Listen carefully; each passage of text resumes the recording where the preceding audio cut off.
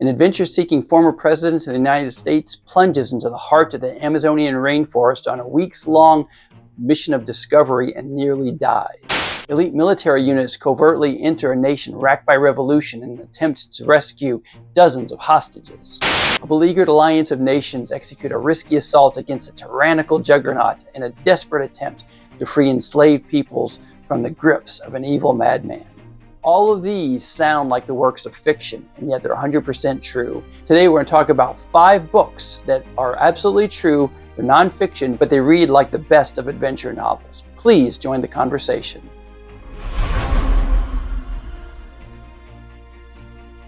Hey everyone, welcome back to D3 Reads. This is Eric. Thanks for joining us again. It's been a couple of weeks since our last video. With spring break and some really crazy weather across the Midwest, it's really made it hard to record. I mentioned on my last video that I was going on a backpacking trip into the Great Smoky Mountains. I did that with my family and it was an adventure, let me tell you. I won't go into the details here, but it got kind of hairy. I mentioned that I was going to bring with me one of several book options. Well, I wound up bringing with me The Turn of the Screw, and that was quite the choice. I read it a couple of nights there, and it was both good and bad because there were times, me alone in that tent out in the middle of nowhere with nothing, that little light, that it just got creepy. And I actually closed down the book. I had it on my Kindle. I shut off the Kindle saying, okay, that's enough of that for one night, because it was very effective reading that out in the middle of nowhere. So The Turn of the Screw, out by the campfire, that was the way to go. It was really enjoyable. Now today, we're going to talk about nonfiction books. Now, I don't know how common this is with other readers, but personally, I go through these phases where I'll read nothing but nonfiction or nothing but fiction. For several years, I was in the nonfiction phase. I was reading nothing but history books and nonfiction.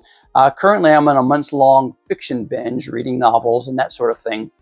I'm continuing to do that. I'm currently putting together materials for my next best of video, a subset of science fiction. But as I worked through that, I thought I would take a few minutes to go over some books I've read over the past few years that are history, but the writers have done such an amazing job telling the story, and you feel like you could easily be reading the work of some of the best types of fiction.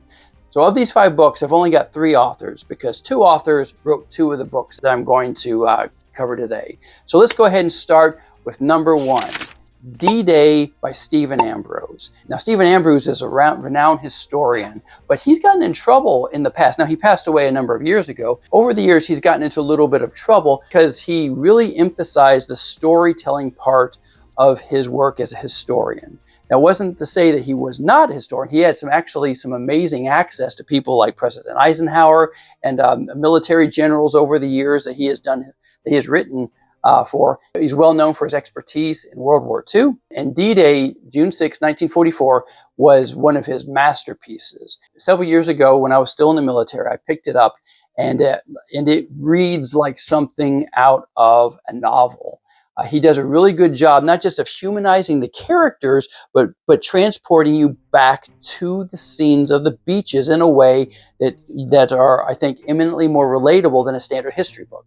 Now, like I said, I read a lot of history, and history books themselves can be really exciting. I'll give you an example. One of my favorite eras is the Civil War, and one of the best books I've read on the Battle of Bull Run was The Battle of Bull Run by William C. Davis.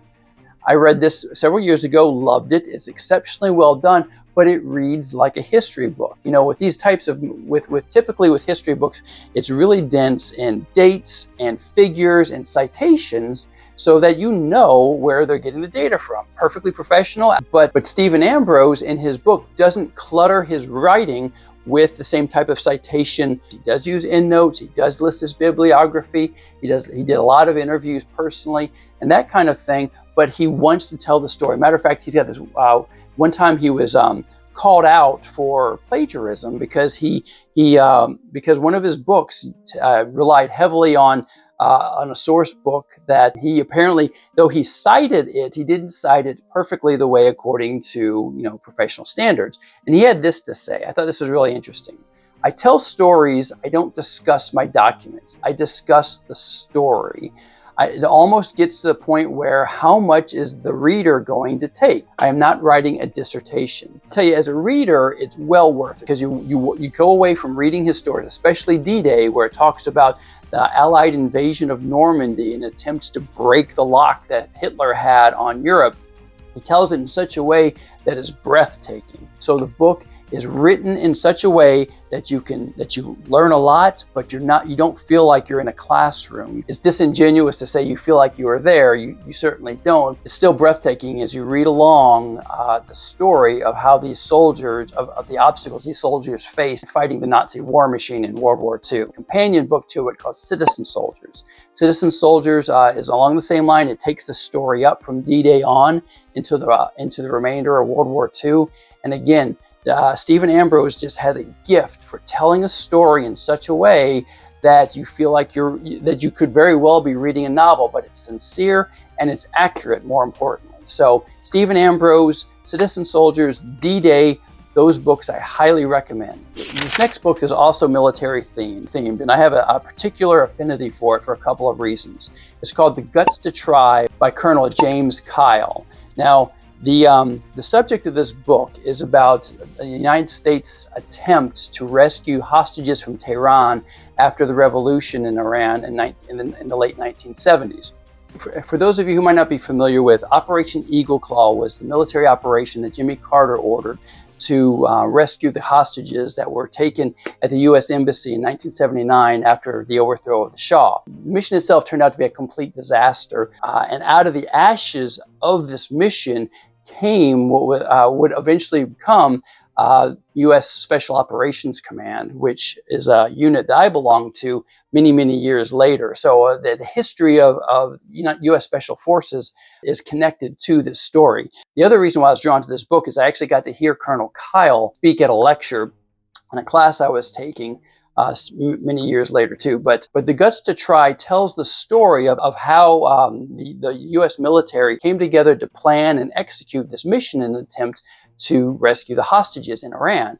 And it is crazy. I mean, basically pulling from scratch these capabilities that hadn't been exercised since in a decade since the end of the Vietnam War. And they had to pull together aircraft, equipment, and personnel from all the different services who hadn't really done this kind of thing in so long. It starts just so exciting. I mean, just talk about these U.S. Special Forces folks, Air Force Special Forces folks who landed in Iran and started putting together a makeshift airfield in preparation for this to happen. And just think of yourself, you think of these soldiers out in the middle of nowhere in essentially very hostile terrain, having to put together this mission. And it just gets more intense from there. Colonel Kyle was the commander of this. He helped pull this together, and he lays it out there on the challenges that they faced, both in terms of logistics and in terms of bureaucratic red tape, and in terms of just having to overcome training and everything else. So it's an amazing story, and it's military history, but again, it reads like a novel. So The Guts to Try, something it's well worth your time if in your military history, or if you're just into, or even if you're into things like Tom Clancy. I promise you'll enjoy this book. Okay, finally, my last two books are written by the same author, and they're by far my favorites. About 2 years ago, my son got me for Christmas the book River of Doubt by Candace Miller. And what it tells is the story that I had never heard of before.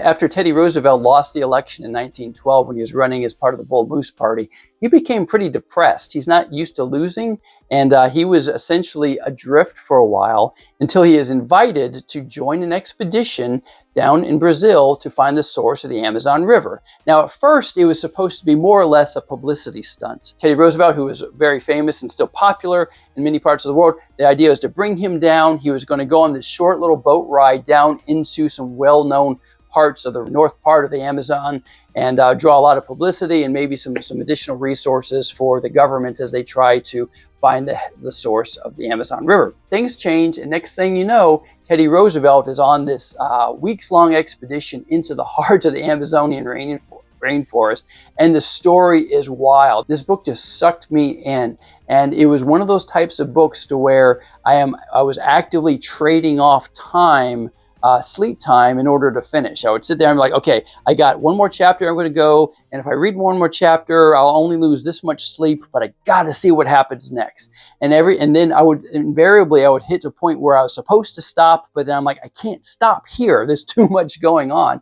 But the book is amazing. As a matter of fact, I was so impressed by this book that I found out that Candace Millard was going to be addressing, she was on a book tour for her new book, and that's the second book I'm recommending from Candace Millard. And so I got to go up and see her speak, and I got to just talk to her just briefly as she was signing my book.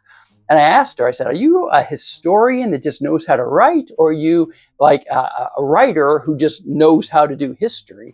And it was kind of the second part of things. She wasn't a historian by trade, but my goodness, you wouldn't know that. She is brilliant. She thoroughly documents her sources, and the books that she writes, she just has this gift for bringing it alive in a way that it's breathtaking. So River of Doubt is about Teddy Roosevelt. Her next book was River of the Gods, and that is about the drive in the late 1800s to find the source of the Nile, which at the time was complete mystery. There are some theories, but it tells a story of Richard Burton, who was an explorer who comes across as, if I had written this person to a story, I think I would be accused of just creating a superhuman figure that could not possibly exist in real life. This man knew dozens of languages. He had done these crazy expeditions into places that he should have died. He was just a magnificent thinker, very egotistical. He and another man by the name of John Speke led this expedition into Africa to try to find the headwaters or the source of the Nile. And it is also just an amazing story that as you read it, you're like, how could this possibly happen? Candace Millard is just one of my favorite authors now. So I'm looking forward to whatever she's working on next. I know she had some ideas. Oh, here's a little tidbit. It turns out that the main character, or one of the main characters in the story, Richard Burton, may very well have been the actual physical inspiration for the character of Dracula. Bram Stoker apparently got the chance to meet him, and Bram Stoker had written in a note or a letter somewhere about how fascinating the visage of Richard Burton was, and he takes a moment to even talk about how his canines were such that stood out and made him just look fierce. And so one of the main real characters in this book may very well have been the inspiration for the physical description of Count Dracula.